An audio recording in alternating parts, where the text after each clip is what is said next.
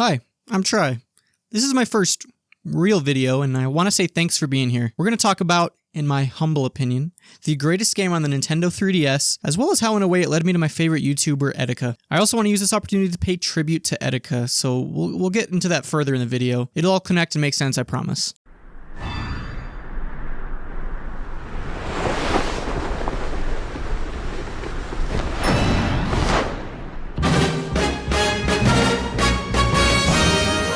I'm still new to this, so I'm just gonna blab about what Kid Icarus does that makes it so lovable and such a great game. To start, the box.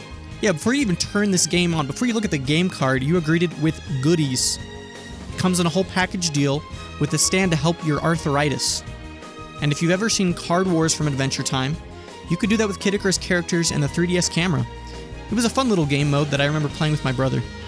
Here are mine that I am really surprised I still have. Now turning the game on, you get to the menu. I studied graphic design in college and had an emphasis in UX UI design, so I need to talk about this. There's just something so fun about this menu. When something looks like the way it should function, in UX we call that a signifier, or definition, perceptible cues that designers include so users can easily discover what to do. I just love the icons used, and it really feels like it reflects the game's whimsical and at times silly nature. You can move the buttons around and they act like jelly. What's not to like? They were also designed not by the great Masahiro Sakurai, but his wife, who does all of his UI work. Ah, so cute. Okay, getting to the actual game, you get 2 games in one, really. Well, maybe 3 if you count online. But let's talk a bit about solo, or the story mode, campaign, whatever you want to call it. Before starting your level, you get to choose the difficulty. If you've played Smash 4 or Smash Ultimate, this might look familiar. Higher difficulty yields higher rewards, but you also lose currency if you die. We like stakes. It's a fun way to challenge you and actually makes going for a more difficult run both terrifying and gratifying when you do end up beating it. In terms of actual gameplay, you have an on-rails shooter where you're taken through various scenes and areas. Sometimes it can get pretty intense and it genuinely feels like a ride akin to soaring over California or around the world for my Disney fans out there. The gameplay is pretty limited and can tend to get boring, especially because you are looking forward to the second type of gameplay. You're on land, and the game really opens up here. Each level is themed so well, and it's a joy looking through every nook and cranny for treasures and secrets. The movement is fleshed out, and you have dodge mechanics, combos, and so many ways to tackle these levels because the amount of weapons in this game is stacked. You get different types of claws, staffs, clubs, blades, bows, cannons. You get it. Lots of weapons. I'm getting word that there are 108 unique weapons. I got my word from Google. But they all feel so varied even within the actual weapon type. Tiger Claws feel so different when compared to something like the Beam Claws. So yeah, the gameplay is fantastic. When you're playing a story mode, you want something out of it. A good story perchance? Kid Icarus Uprising fully delivers that. The dialogue alone is charismatic and funny enough to keep you engaged throughout the whole game. Is that a windstorm up ahead? Hang on! Ow! Don't be such a baby, it's only wind. I mean, at least it's not poison or acid wind. Then you'd be in real trouble. Ooh, lucky me. Pit is naive, Palutena is snarky, and Dark Pit, or Patu, is the emo trope that pokes fun at itself. The game is fully aware of how it sounds and embraces it. Now, one last thing I want to talk about regarding the solo mode is probably my favorite story moment I've seen done in a video game, and only Kid Icarus could pull this off. Warning, spoilers ahead for the story of Kid Icarus. I'm just gonna play it for you. We did it! We really did it! Congratulations! I know it wasn't always easy. Oh, but it was so worth it. With the world at peace again, even the sun feels warmer. Aw, you're so cute, Pit. Now wait just a second. Huh? Did you hear something? I said wait just a second. Got to be hearing things.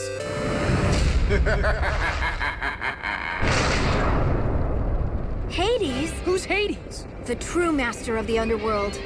Sorry to keep you waiting, but now that I'm here, let's get this party started. Yeah, they pulled this on you. You think you're done with the game?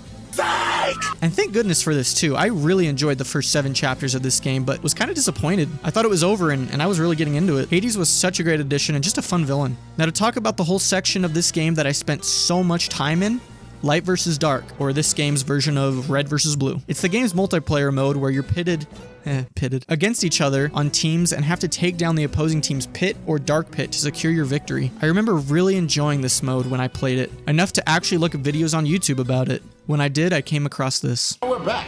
More more Kid Icarus Uprising, or as President Iwata said, Lead Licorice Uprising.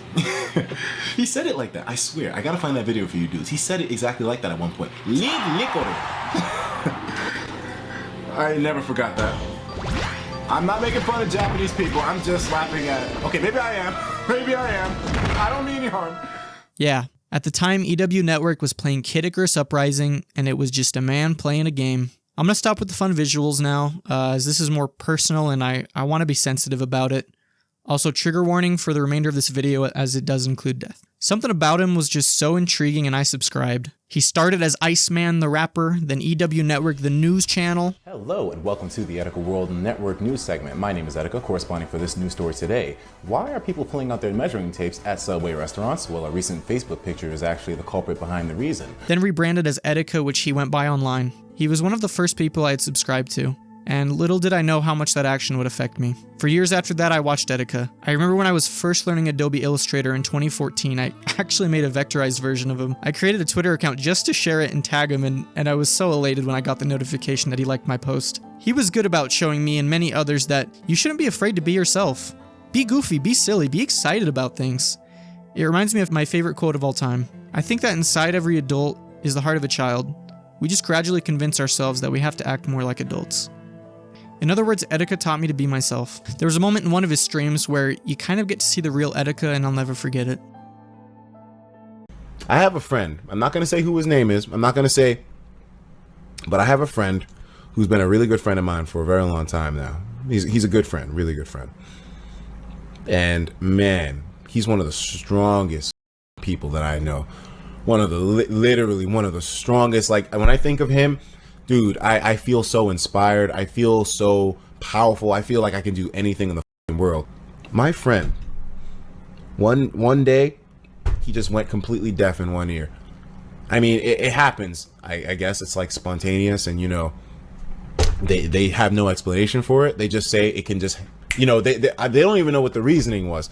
Apparently, the doctor was just like, it just happens every now and then. You can just bam, go deaf, and it'll never come back, and you're deaf in that ear for the rest of your life. I mean, there's worse problem, but here's the other thing too.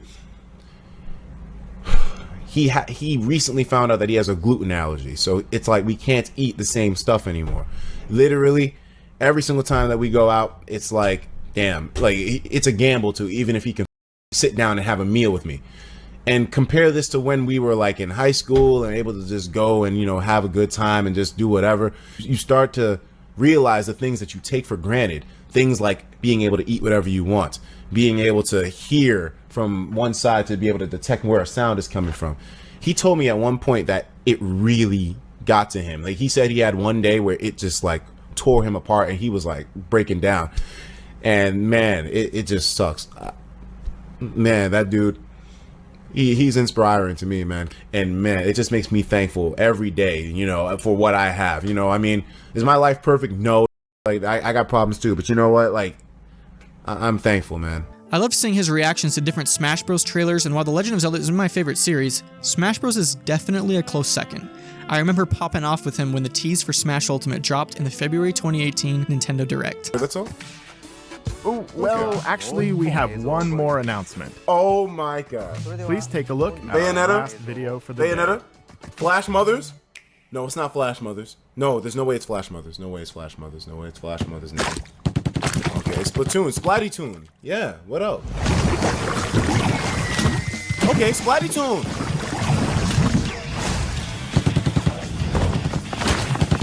This is Smash, bro. No way. No way. No way. A movie? A movie. A Splatoon movie. This is a lot of action right now, bro. Like, what could it be? Like a different mode? No way this is...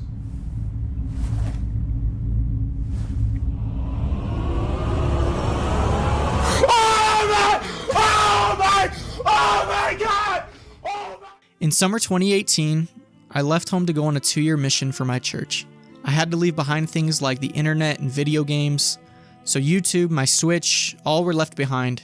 Even things like the news I was hardly tapped into. I still remember where I was and how I felt when my brother sent me an email. It was a news article. The headline was, YouTuber Desmond Etika Amofa found dead at 29. I remember feeling really distraught and empty when it happened, and was feeling the emotion again as I wrote this script. I actually doodled in my journal at the time pictures of Etika and wrote "Rest Easy" above them. I eventually came home from my church mission and got a 2017 Toyota Corolla, white with black accents.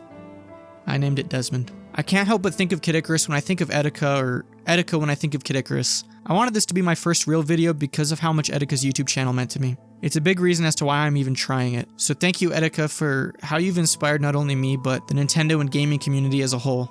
With Switch 2 on the horizon, we will always be Joy-Con boys for life. I feel like the only proper way to end this would be to include Etika's outro. You know, a lot of times the negative can sometimes jump in the way, and it can make our vision a little tunnel-fied, where we only focus on the negative stuff. But there's a lot of benefits to focusing on the positive, because sometimes we don't notice when the positive is right in front of us, but it's there.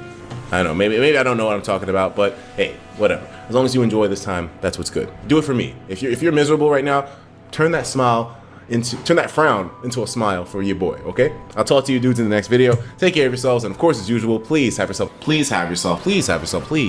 a damn good one.